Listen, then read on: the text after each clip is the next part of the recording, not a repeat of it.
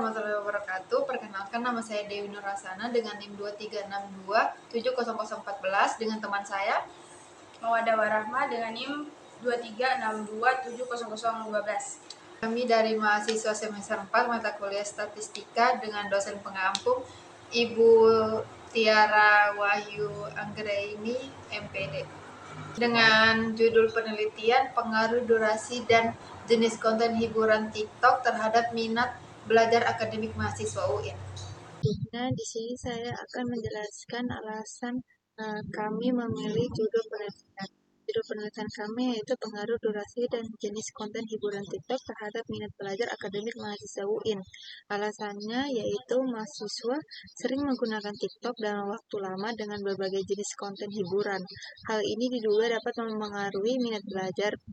Penelitian ini dilakukan untuk mengetahui sejauh mana pengaruh tersebut. Selanjutnya, di sini saya akan memaparkan bagaimana cara membuat kuesioner di Google Form. Di sini sudah ada 15 pertanyaan untuk kuesioner, sudah termasuk dengan indikator-indikator yang kami pakai. Indikator yang digunakan yaitu indikator menurut Stolze tahun 2000 yaitu sebagai berikut. Dimensinya yaitu kontrol atau kendali. Indikatornya dapat mengendalikan diri dan mudah bangkit dari kesulitan. Yang kedua, origin atau asal-usul atau sumber. Indikatornya itu mengetahui penyebab kesulitan. Yang ketiga, ada ownership atau pengakuan. Indikatornya memiliki rasa tanggung jawab, mengakui dampak dari kesulitan.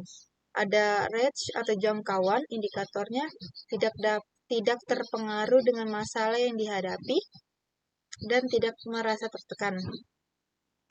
Yang terakhir ada itu endurance atau daya tahan. Indikatornya dapat mengatasi masalah yang dihadapi, memiliki sikap optimis. Untuk menyusun kuesionernya, kita bisa masuk ke browser, terus kita ketik Google Form.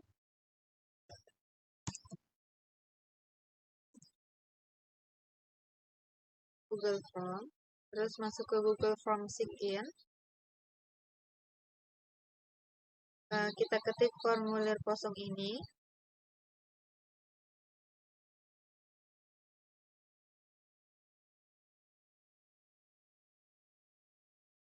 Setelah itu kita masukkan judulnya.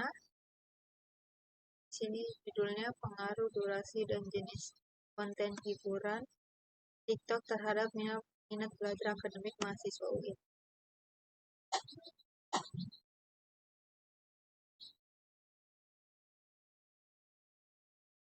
Untuk pertanyaannya di sini ada 15.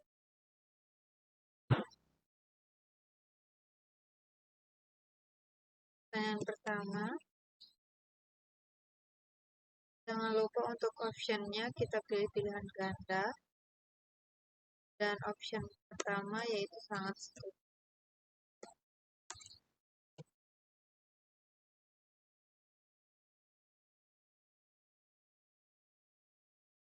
Setuju, netral, tidak setuju,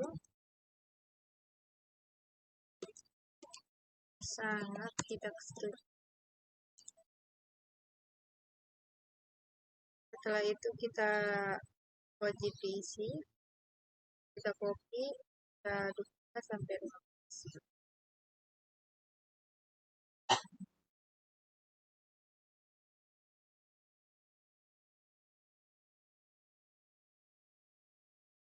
Setelah itu kita masukkan pertanyaan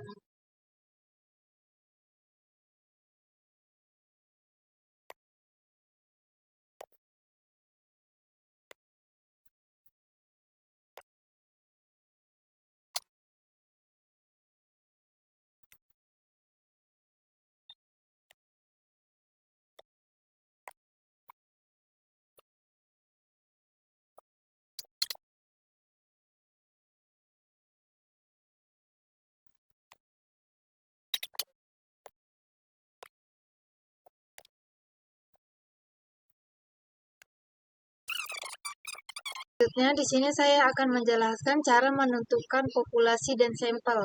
Untuk populasi dalam penelitian ini adalah seluruh mahasiswa aktif yang menggunakan TikTok.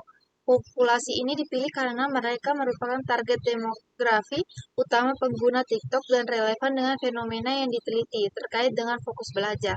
Untuk penentuan minimal sampelnya, di sini saya pakai rumus Slovin. Rumusnya yaitu N sama dengan N per 1 tambah N besar dalam kurung E pangkat 2.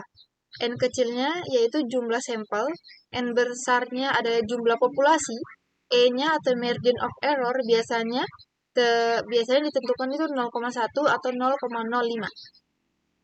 Di sini saya sudah menghitungnya, N sama dengan 30. 30 itu jumlah sampel untuk jumlah sampel yang kami dapatkan. Terus 1 tambah 30, jumlah populasinya juga di sini 30.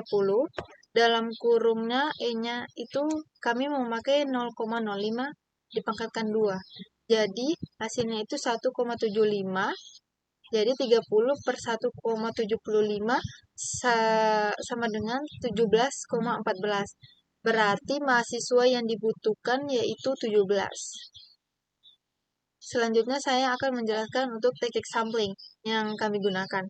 Teknik sampling yang akan digunakan dalam penelitian ini adalah non-probability sampling, khususnya purpose sampling atau sampel bertujuan. Pemilihan teknik ini didasarkan pada pertimbangan bahwa penelitian ini memiliki responden berdasarkan kriteria tertentu yang relevan dengan tujuan penelitian. Adapun kriteria responden yang akan diambil sebagai sampel dalam penelitian ini adalah mahasiswa aktif UIN yang memiliki dan menggunakan aplikasi TikTok. Pengguna teknik purpose sampling ini bertujuan untuk memastikan bahwa sampel yang diambil benar-benar representatif dan sesuai dengan fokus penelitian mengenai pengaruh durasi dan jenis konten hiburan TikTok terhadap minat belajar akademik mahasiswa.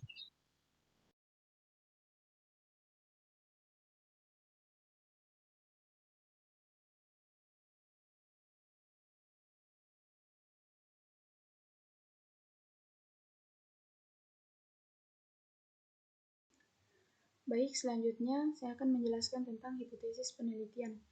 Nah, menurut dugaan kami bahwa terdapat pengaruh yang signifikan antara durasi penggunaan TikTok dan jenis konten hiburan yang dikonsumsi oleh mahasiswa terhadap tingkat minat belajar akademik mereka, di mana semakin lama durasi penggunaan dan semakin sering mengakses konten hiburan tertentu dapat mempengaruhi fokus, motivasi, serta ketertarikan mahasiswa dalam kegiatan belajar. Nah, ini juga bisa mempengaruhi nilai akademik mereka karena dengan sering mengakses TikTok dan durasinya cukup lama, maka itu akan menurunkan nilai akademik yang mereka dapatkan. Selanjutnya, hipotesis statistik H0. Tidak ada pengaruh yang signifikan dari durasi dan jenis konten hiburan TikTok terhadap minat belajar akademik mahasiswa. Nah, satunya ada pengaruh yang signifikan dari durasi dan jenis konten hiburan TikTok terhadap minat belajar akademik mahasiswa. Nah, ini adalah hipotesis atau dugaan sementara dari kami. Baik, selanjutnya tingkat signifikansi. Nah, dalam penelitian ini, tingkat signifikansi alfa yang digunakan adalah 0,05 atau 5%. Tingkat signifikansi ini menunjukkan batas toleransi kesalahan yang dapat diterima oleh peneliti dalam mengambil keputusan statistik. Artinya, jika nilai probabilitas p-value hasil uji statistik lebih kecil dari 0,05, maka H0 akan ditolak. Baik, selanjutnya saya akan menjelaskan tentang kriteria pengujian.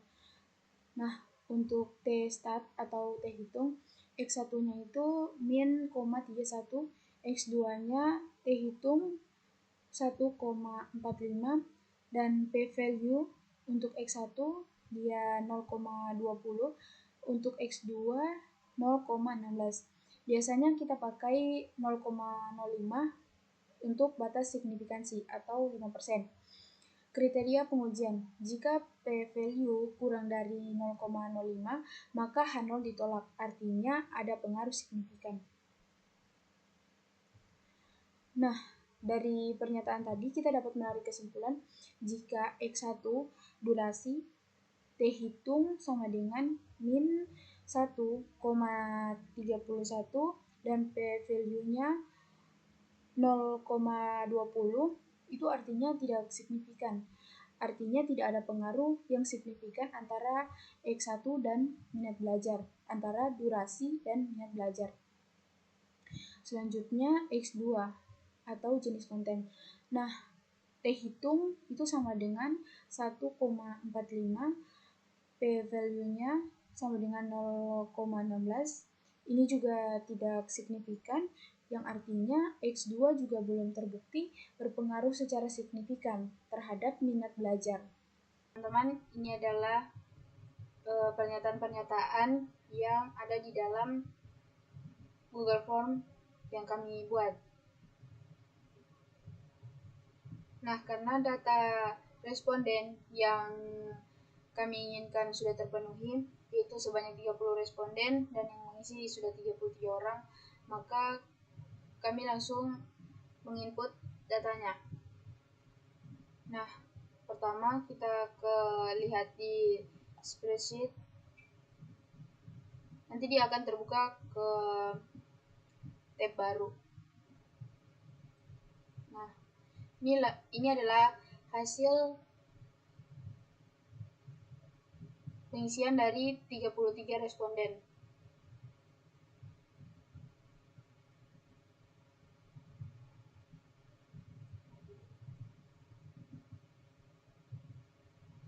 Nah, selanjutnya kita download data. Cara mendownloadnya kita buka file, terus download Microsoft Excel. Nah, karena saya sudah mendownload ini, maka langsung saja saya buka di sini.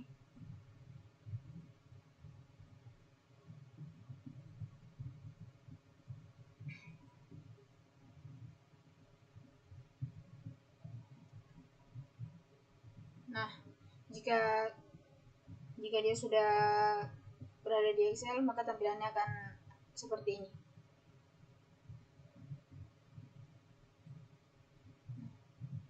Karena kita tidak membutuhkan timestamp, maka boleh kita menghapusnya.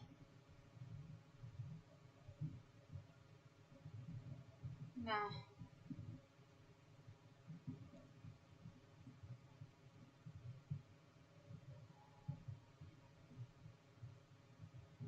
dan karena kita hanya membutuhkan sebanyak 30 orang, maka sisanya kita hapus saja.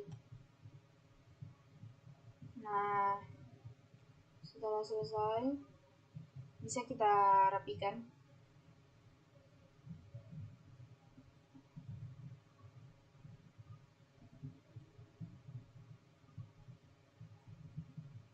Kita rapikan sedikit ya teman-teman.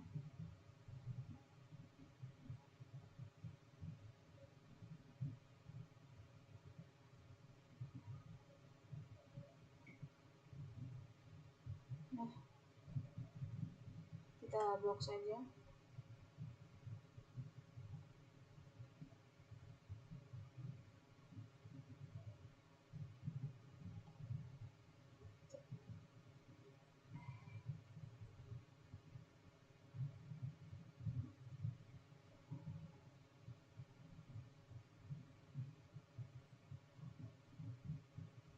Nah, selanjutnya kita akan mengubah data ini dalam skala Likert.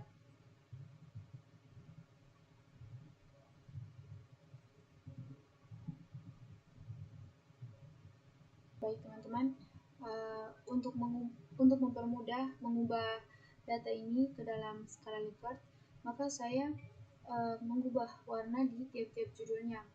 Perlu teman-teman ketahui, jika di dalam skala Likert itu ada yang namanya pernyataan positif dan pernyataan negatif.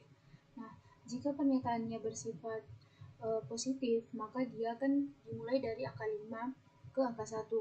Akan tetapi, jika dia jika pernyataannya bersifat negatif, maka dia dimulai dari angka 1 ke angka 5. Nah, saya memberi warna kuning dan warna orange ini untuk pernyataan yang bersifat negatif. Nah, sedangkan yang warna abu ini untuk pernyataan yang bersifat positif. Nah, selanjutnya kita bisa menggunakan rumus, yaitu sama dengan if kita klik tempat yang ingin kita ubah, karena yang ingin kita ubah adalah maaf rumusnya. Nah, kita klik.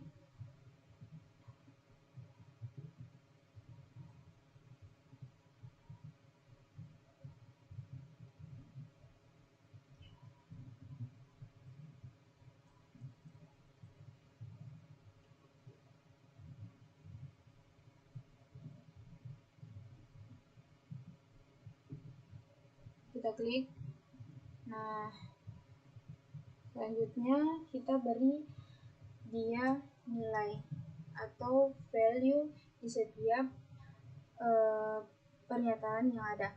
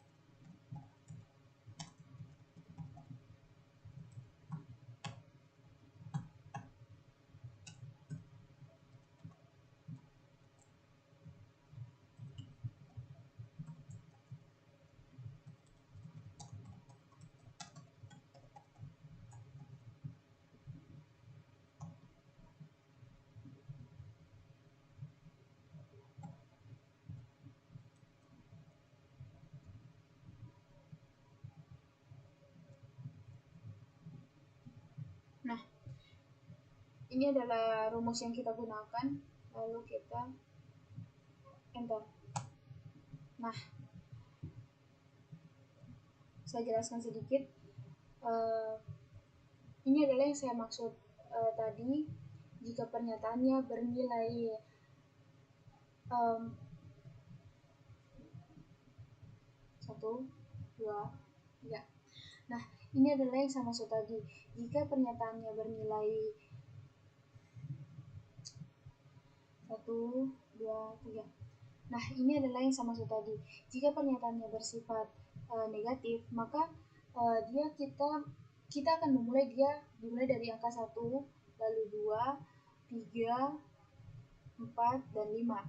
Akan tetapi, jika pernyataannya bersifat positif, maka kita akan memulainya dari angka 5 ke angka 1. Nah, hasilnya adalah 3. Kenapa 3? Karena di sini kita memberikan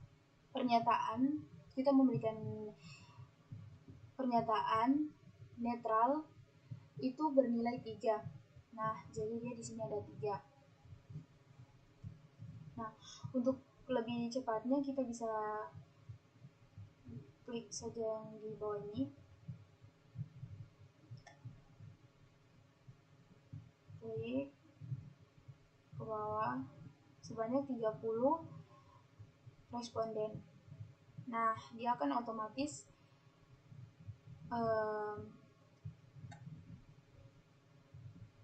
nilainya akan otomatis muncul.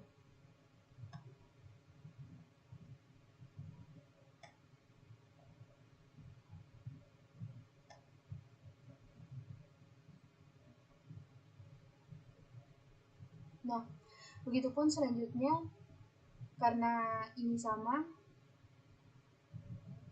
maka kita persingkat saja. Nah, baik teman-teman, ini adalah hasil dari skala Likert yang sudah kita jumlahkan tadi. Nah, ini untuk bagian X1-nya, ini X2, dan ini adalah Y.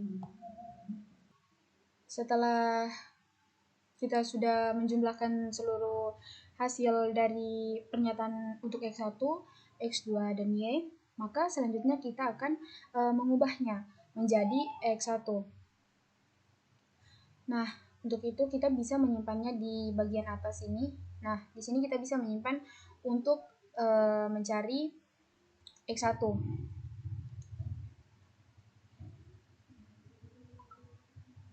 Nah, adapun rumus untuk mencari X1 yaitu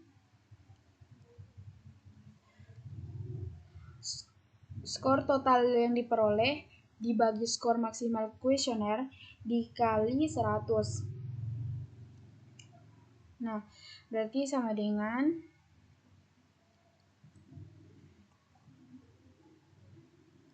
skor total yang diperoleh. Nah, karena kita menghitung X1, maka kita klik di bagian hasil penjumlahan dari pernyataan X1 tadi. Nah, yang bagian sini kita klik. Nah, setelah itu kita bagi dengan 75. Nah, 75 itu dari mana? 75 itu dari hasil dari banyaknya item dikali dengan poin tertinggi, yaitu banyak item pernyataannya dikali dengan skala Likert yang kita gunakan, yaitu 5. Nah, selanjutnya kita kali dengan 100. Nah, selanjutnya di sini nanti akan muncul hasilnya. Nah, tinggal kita. Nah, ini adalah hasil dari pernyataan untuk X1. Kita tinggal tarik ke bawah untuk keseluruhannya. Nanti nilainya akan otomatis muncul. Nah, begitupun dengan X2 dan Y-nya. Untuk secara singkatnya, saya akan buat terlebih dahulu. Nah, baik teman-teman, jika sudah selesai kita mengubah pernyataan-pernyataan ini ke dalam skala Likert atau ke dalam angka, maka kita selanjutnya akan menjumlahkan seluruh angka-angka ini, akan tetapi kita akan membaginya. Maksudnya dibagi adalah yang bagian A sampai E itu kita akan berikan dia sebagai X1. Nah, sedangkan F sampai J itu kita akan berikan dia X2, dan K sampai dengan O itu kita akan berikan dia Y. Nah, pertama-tama adalah kita akan menjumlahkan keseluruhan dari X1. X1 itu adalah yang bagian A sampai di bagian E. Nah, kita bisa menyimpan hasilnya di sini.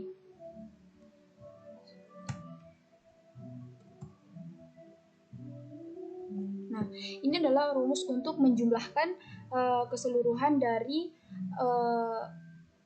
angka-angka yang ada di bagian X1 ini.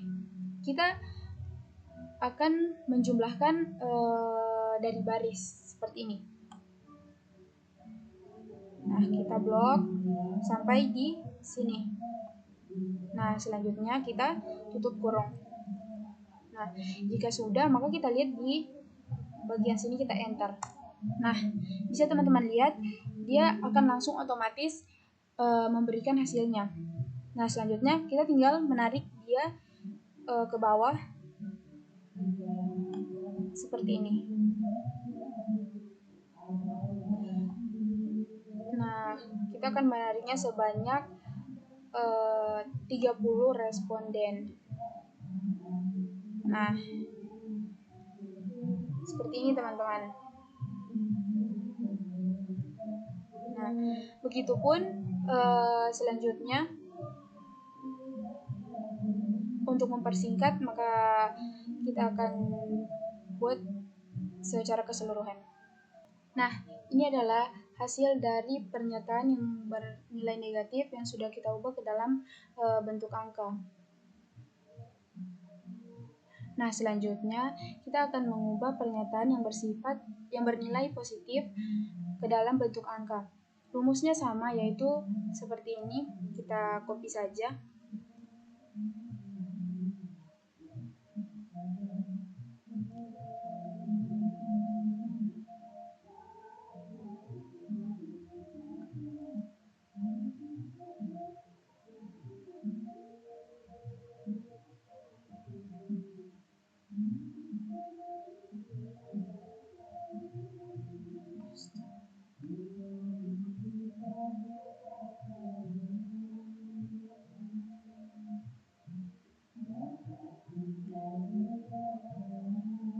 Nah, setelah itu kita copy ke sini.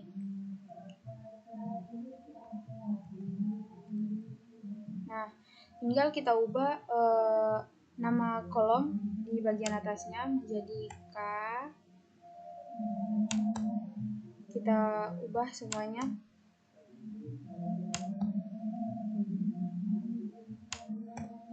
Nah, karena seperti yang saya jelaskan di awal, jika pernyataan-pernyataan ini dia bernilai positif, maka kita akan mengubah nilai dari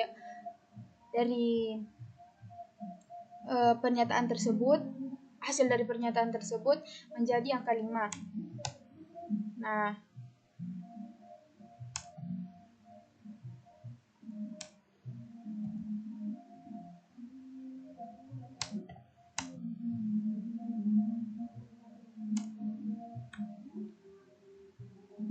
selanjutnya kita enter. Nah, kenapa kita mengubahnya seperti ini? Karena pernyataan itu bersifat positif. Selanjutnya kita tinggal tarik ini ke bawah.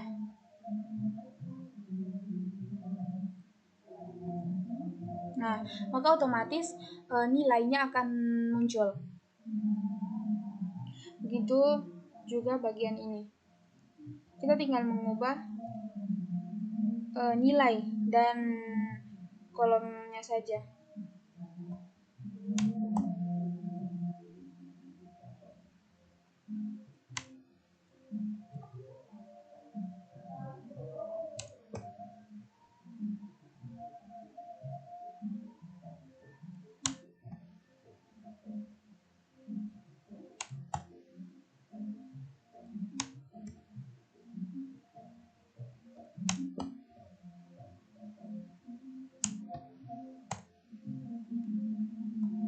Nah, setelah semua nilainya yang kita ingin cari sudah ada, maka kita tinggal mengubahnya menjadi 2 angka di belakang koma karena dia terlalu besar angkanya. Nah, untuk mengubahnya sama seperti tadi, yaitu kita blok seperti ini. Nah, kita pilih di general number, kita klik bagian kanan bawah, terus kita pilih number, lalu desimalnya 2 dan kita klik OK. Nah, sudah selesai. Ini adalah hasil dari X1, X2, Y, X1 pangkat 2, X2 pangkat 2, Y pangkat 2, X1Y, X2Y, dan X1, X2.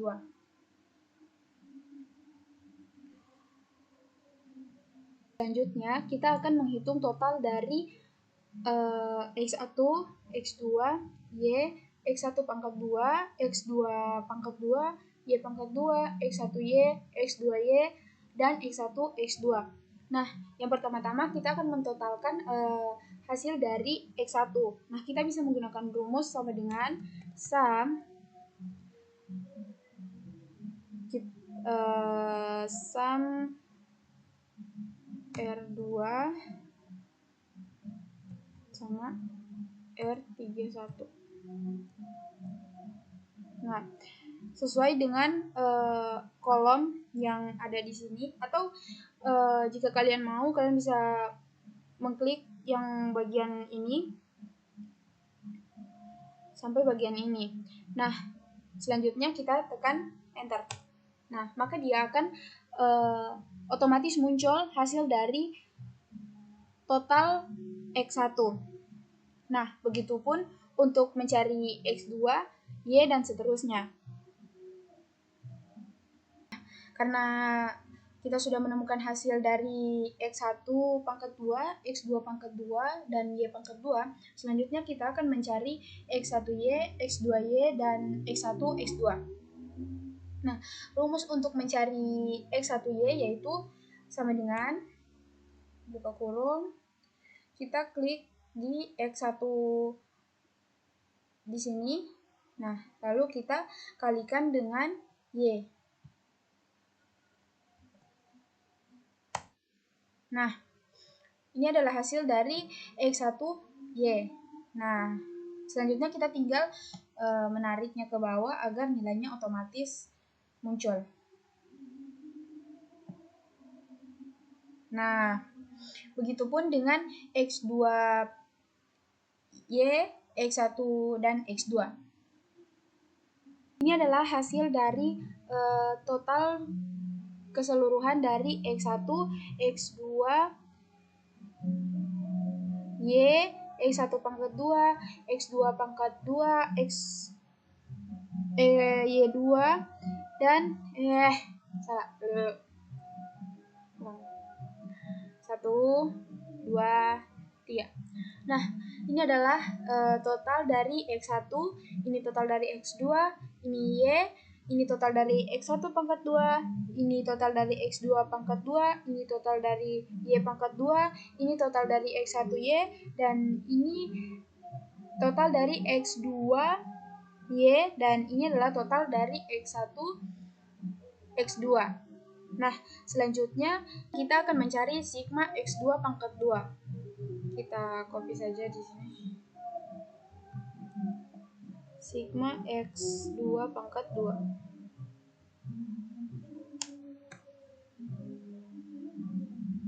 Nah, rumusnya itu sama dengan X2 pangkat 2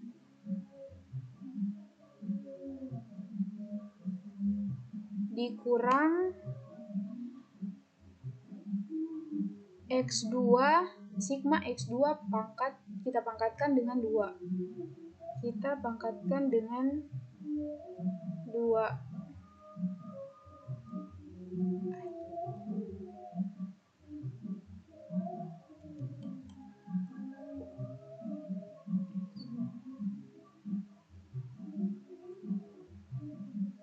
Kita bagi dengan 30, yaitu jumlah responden.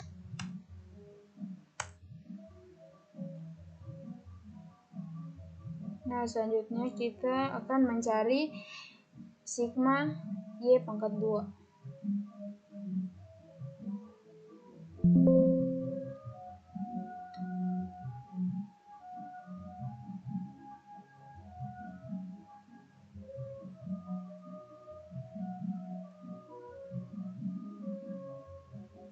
Kita akan mencari sigma Y pangkat 2. Nah, di mana kita bisa menggunakan rumus sama dengan Y pangkat 2. Kita klik total dari Y pangkat 2, lalu kita kurang dengan sigma Y pangkat 2. Y,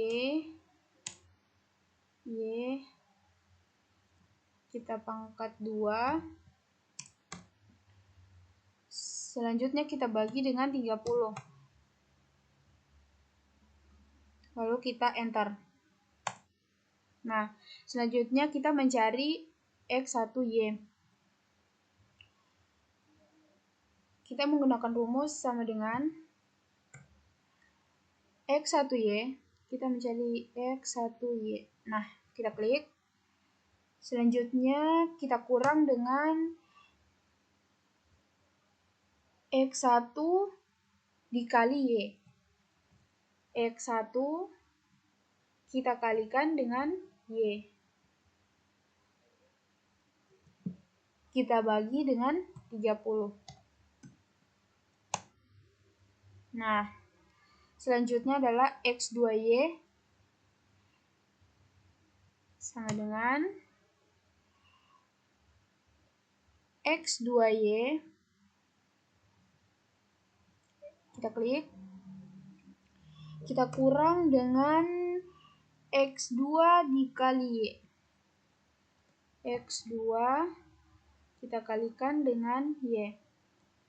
Kita bagi dengan 30 sesuai dengan jumlah responden. Nah, selanjutnya kita mencari X1, X2. Selanjutnya kita mencari X1 dan X1, X2. Kita bisa menggunakan rumus sama dengan X1, X2. Kita klik. Kita kurang dengan X1 dikali X2. X1 dikali dengan X2 kita bagi dengan 30. Nah, ini adalah hasil dari X1 pangkat 2, X2 pangkat sigma X2 pangkat 2, sigma Y pangkat 2, sigma X1Y, sigma X2Y, sigma X1 X2. Nah, selanjutnya kita akan mencari B1. B1 sama dengan, kita bisa menggunakan rumus sama dengan X2 pangkat 2. Kita klik. Kita kali dengan X1Y. Kita kurang dengan X2Y. Kita kali dengan X1, X2. X1, X2. Nah, selanjutnya kita bagi dengan X1 pangkat 2. Kita kali dengan X2 pangkat 2. Kita kurang dengan X1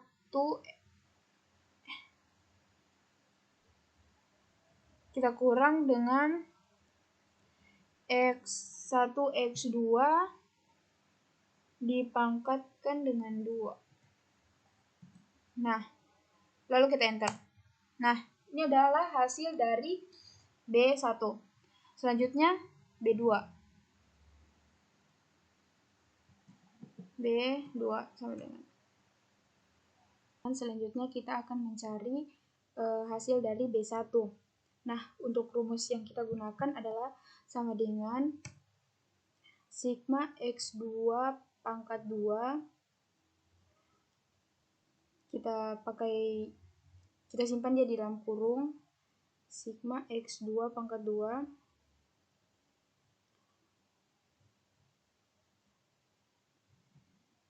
Nah, setelah itu kita kali dengan sigma X1Y. Sigma kali dengan sigma X1Y.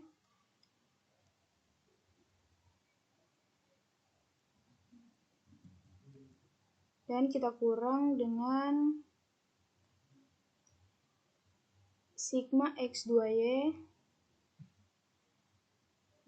dikali sigma X1 X2. X1 X2 kita tutup kurungnya, lalu kita bagi dengan sigma X1 pangkat 2. Kita buat dia di dalam kurung juga. Sigma X1 pangkat 2.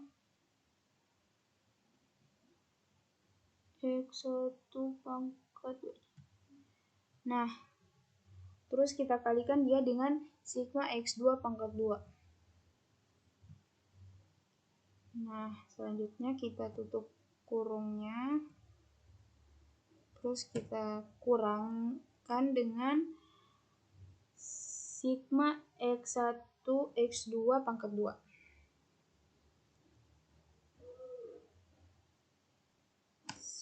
Sigma X1 pangkat 2. Nah, kita tutup kurung. Setelah itu kita enter. Nah, ini adalah hasil dari B1, teman-teman. Selanjutnya kita akan mencari B2-nya. Nah, untuk mencari B2 kita bisa menggunakan rumus sama dengan kita buka kurung sigma X1 pangkat 2 kita kalikan dengan X2Y. Kalikan dengan X2Y.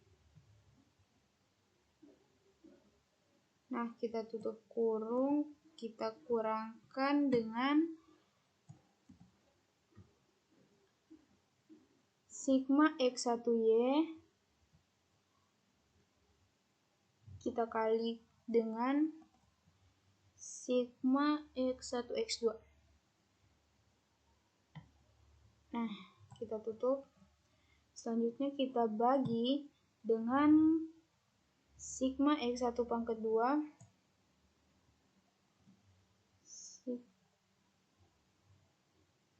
sigma X1 pangkat 2. Kita kali dengan sigma X2 pangkat 2.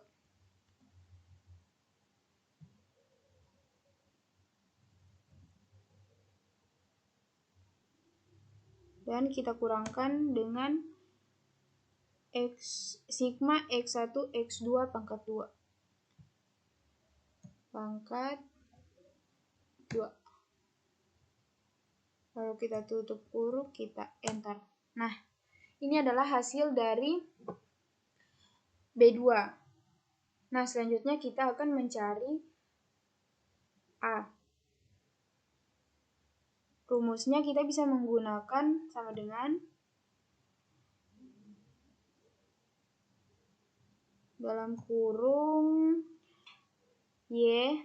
Nah, kita klik Y kurang B1, kita kurangkan dengan B1,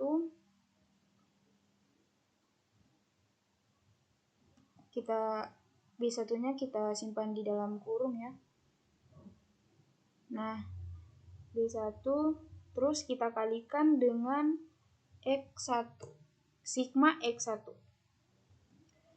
Kita kalikan dengan X1. Nah,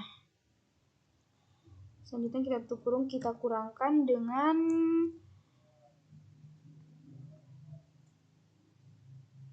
B2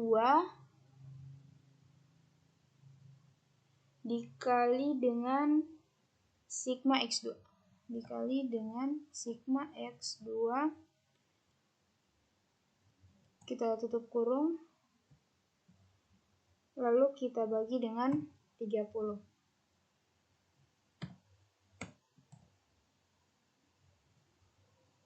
Nah, ini adalah hasil dari B1, B2, dan A-nya. Nah, untuk itu bisa kita kecilkan. Angkanya kita blok saja di sini. Nah, terus kita ke number. Kita klik pojok kanan bawah. Terus kita number. Nah, kita bisa pilih kita mau berapa angka di belakang koma, bisa 3, 4, tapi di sini saya menggunakan 2 angka di belakang koma. Nah, selanjutnya tinggal kita oke saja. Nah, ini dia hasilnya teman-teman untuk B1, B2, dan A.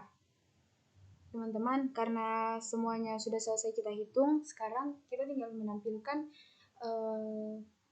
data otomatis seperti yang di SPSS. Nah, pertama-tama kita ke data, terus kita ke data analisis. Kita pilih regression, terus kita klik OK.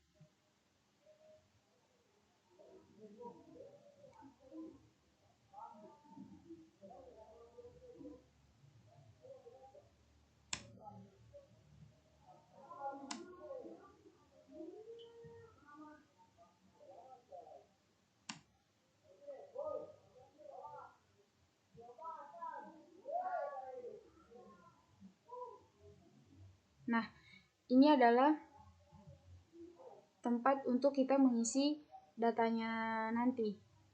Nah, pertama kita menginput y range.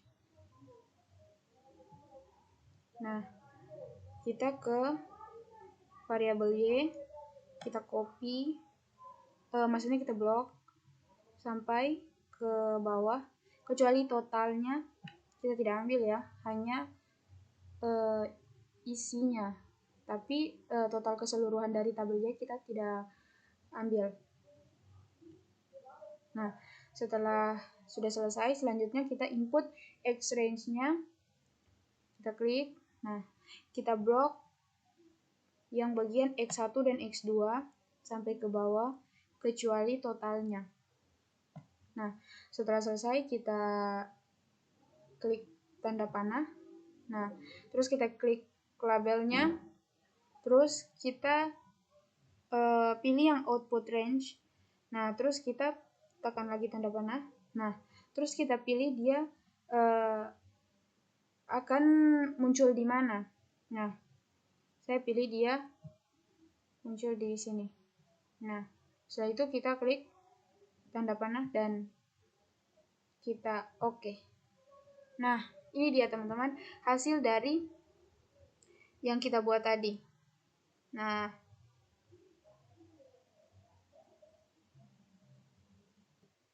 baik teman-teman, sekarang saya akan menjelaskan tentang T-table. Nah, untuk T-table itu kita menggunakan rumus Excel, yaitu T.INV.2T. Ini adalah rumus Excel, dan 0,05 itu adalah tingkat signifikansi, dan 27 ini adalah NK kurang 1. N itu jumlah banyaknya responden, K itu variabel bebas, dan 1 itu adalah rumus yang kita gunakan. Nah, hasilnya adalah 2,0,51 sekian-sekian. Nah, untuk F-tabelnya adalah F.INV.RT. Ini adalah rumus Excel juga. 0,05 itu adalah tingkat signifikansi, dan 2 itu adalah variabel bebas. 27 itu adalah dari NK kurang 1. Nah, hasilnya adalah 3,35 sekian-sekian. Selanjutnya saya akan menjelaskan SPSS-nya. Di sini saya sudah mempunyai 3 data, yaitu X1, X2 dengan Y. Di sini kita copy saja. Oke. Terus kita masukkan ke dalam SPSS.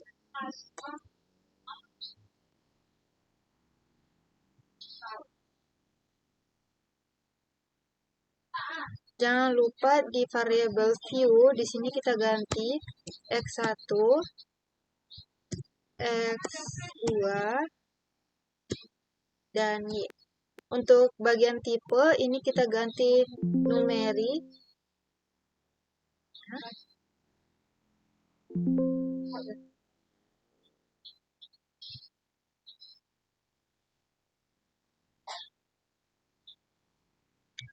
Untuk menghasilkan SPSS-nya, kita klik Analyze, terus kita masuk ke Regression, masuk Linear. Setelah itu untuk bagian Y ini kita masukkan ke Dependent. X1, X2-nya kita masukkan di Independent. Terus kita klik OK. Kita tunggu sebentar. Ini sudah muncul SPSS-nya. Di sini ada model summary, ada ANOVA, ada Convenience. Di sini untuk regresi summary output, di sini R square-nya itu 0,08666913 menunjukkan bahwa sekitar 8,67% variasi minat belajar akademik mahasiswa dapat dijelaskan oleh durasi penggunaan TikTok dan jenis konten hiburan TikTok. Sisanya 91,33% dijelaskan oleh variabel lain di luar mode seperti faktor-faktor lain mempengaruhi minat belajar yang tidak termasuk dalam penelitian ini. Interpretasi uji V ANOVA, V hitung dari output ANOVA yang diberikan nilai F dihitung adalah 1,28. Untuk signifikannya F dari output ANOVA nilai signifikan F p-value adalah 0,29. Kesimpulannya yaitu tidak ada pengaruh simultan yang signifikan antara X1 dan X2 terhadap Y. Dari hasil SPSS, R square-nya itu 0,087, R square-nya 0,087, sig ANOVA-nya yaitu 294, X1-nya itu minus 0,247, tidak signifikan. Untuk X2-nya yaitu 0,324 dan tidak signifikan. Dari output confess, nilai B confess integer untuk X1 adalah minus 0,24, p-value untuk X1 adalah 0,200 yang lebih besar dari 0,05 sehingga menunjukkan tidak adanya pengaruh yang signifikan. Dari output nilai B X2 adalah 0,324, p-value untuk X2 adalah 0,158 yang lebih besar dari 0,05 sehingga menunjukkan tidak adanya pengaruh signifikan. Di sini di SPSS kita bisa lihat untuk ANOVA-nya nilai tabel V-nya itu 1,281. Untuk yang di Excel-nya di sini juga 1,28. Tidak diperjelas bahwa di sini sebenarnya 1,281, tapi sama saja. Untuk SPSS-nya di bagian confess untuk nilai T-nya di sini 5,214, nilai X1-nya itu minus 1,313, untuk X2-nya di sini 1,452. Untuk nilai Excel-nya sama saja. Di bagian sini 521 1,31 minus 1,31 dengan X2-nya itu 1,45. Kesimpulannya yaitu penelitian ini bertujuan untuk menganalisis pengaruh durasi dan jenis konten hiburan TikTok terhadap minat belajar akademik mahasiswa.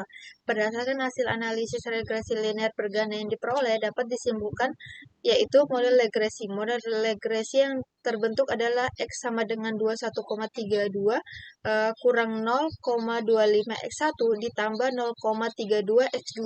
Ini menunjukkan bahwa minat belajar akademik Y memiliki hubungan negatif dengan durasi penggunaan TikTok X1 dan hubungan positif dengan jenis konten hiburan TikTok X2 meskipun besarnya pengaruhnya perlu diinterpretasikan lebih lanjut dengan uji signifikasi.